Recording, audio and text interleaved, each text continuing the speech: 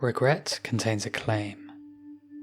It's usually hidden underneath the feeling, and we never quite say it out loud, but it's there in every version of it.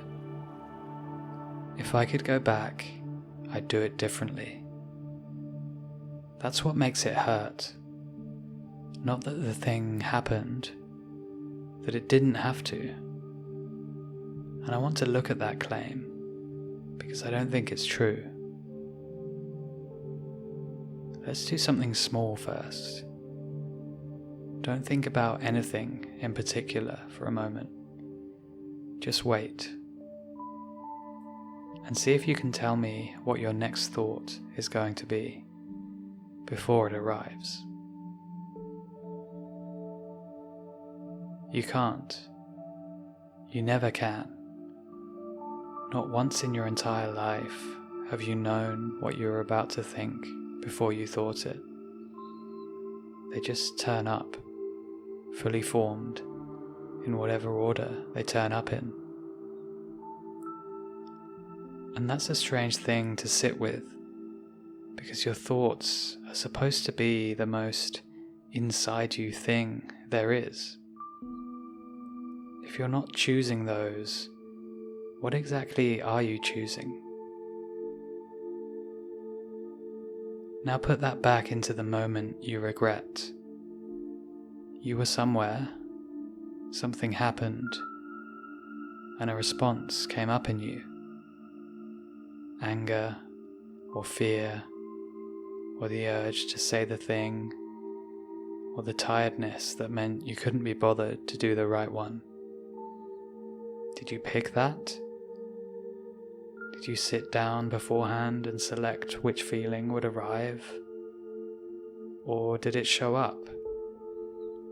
The way your next thought showed up just now, and then you acted from inside it. And behind that, there's everything else. Where you were born, who raised you, and how, and what they were carrying from their own parents.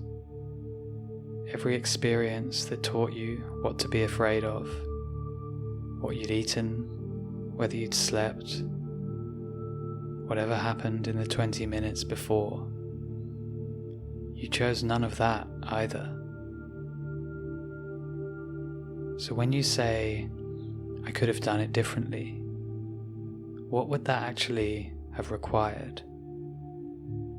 Not more willpower, a different set of thoughts arriving, a different feeling turning up, which would have required a different history, a different night's sleep, a different childhood.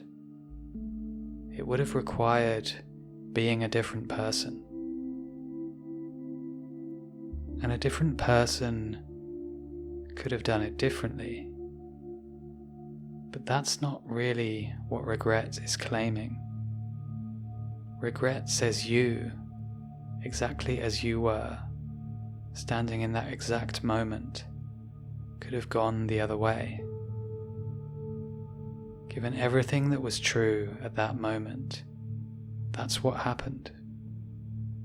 Rewind it and run it again with everything the same, and it happens the same way, every time. Now, there's one thing regret does that's genuinely useful, and I don't want to lose it. It shows you something. It tells you what you don't want to be like. And that can change what happens next time. Because now something new is in there that wasn't before. That's real. Take that. But notice how little of the regret is actually that. You had that lesson years ago. You got it the first time you replayed it. Everything since then has just been the feeling, running again, teaching you nothing you didn't already have. So the next time it arrives, you might try two things. First, whatever there is to learn from it, take it. That's the part that does something. And then let the person who did it off. Not because it didn't matter, because they were never going to do anything else. With exactly what they had, standing exactly where they were, they did exactly what they were always going to do. There was never another version. There was only ever this one. And this one is here now, which is the only place anything has ever happened. If you enjoyed this video, please consider subscribing to hear me talk about other everyday problems reframed through a different lens.